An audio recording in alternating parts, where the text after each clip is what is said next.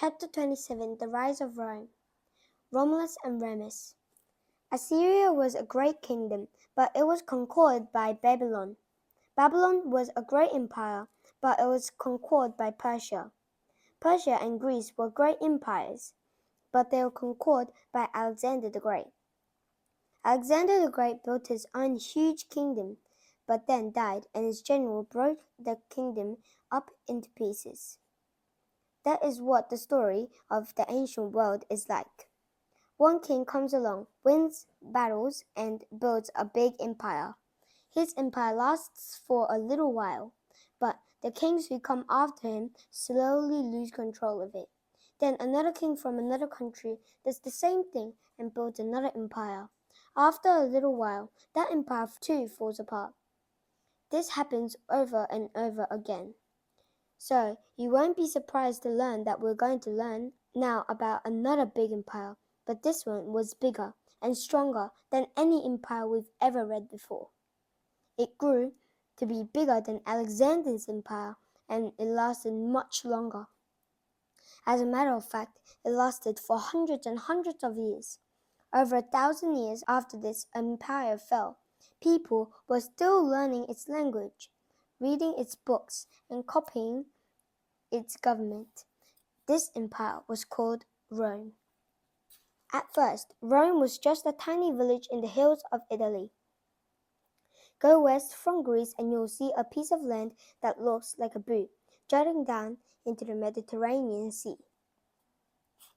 This is called a peninsula because it sticks out into the water. This peninsula is Italy. The people who lived in Rome told the story about the village's beginning. Once upon a time, a great king named Numitor had two grandsons, strong and healthy baby boys, named Romulus and Remus. But Numitor also had a wicked younger brother who plotted against him and stole his throne. The new evil king wanted to get rid of anyone who might claim to be the rightful king. "Those babies might grow up to take my crown," he said. "Go put them in the Tiber River." So a servant took the boys down to the Tiber River, but she felt sorry for them and put them into a basket and pushed it out into the current. The basket floated along the river until it got stuck in the root of a fig tree at the river's edge. That might have been the end of the two boys, but a wolf heard them crying. She peeled around the trunk of the fig tree and saw the basket with babies in it. Now, this wolf had cubs of her own.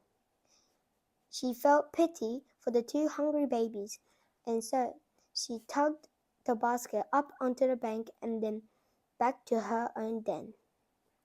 There, she raised the babies with her own wolf cubs as her own. One day, a shepherd looking out for a lost lamb heard a coo and then a gurgle from the brush surrounding the wolf's den. He pushed some branches aside, and they saw two fat, happy baby boys playing naked among the wolf cubs. The shepherd and his wife had no children of their own, so he took the boys home, and the two of them raised their babies to be a tall, handsome young man. When Romulus and Remus were grown, they went back to the fig tree where their basket had landed so many years ago. They looked around and saw 7 hills. "This is the perfect place to build a town," they said to each other. "A town on the top of the 7 hills would be strong and hard to attack." So they began to build a town, and Romulus declared himself the king of this new town.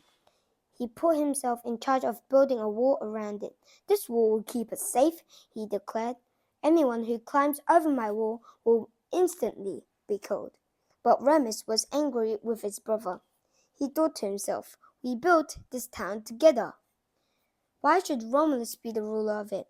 I want to be the leader." So he walked up to the wall and vaulted easily over it. "What kind of wall is that?" he sneered. "Anyone can climb over it. How can you keep this town safe?" Romulus was so angry that he drew his sword, charged at his brother, and killed him on the spot. Then he named the town Rome after himself. He was Rome's first king. What does this story remind you of? Do you remember the story of Sargon, the ruler of one of the very first kingdoms we studied?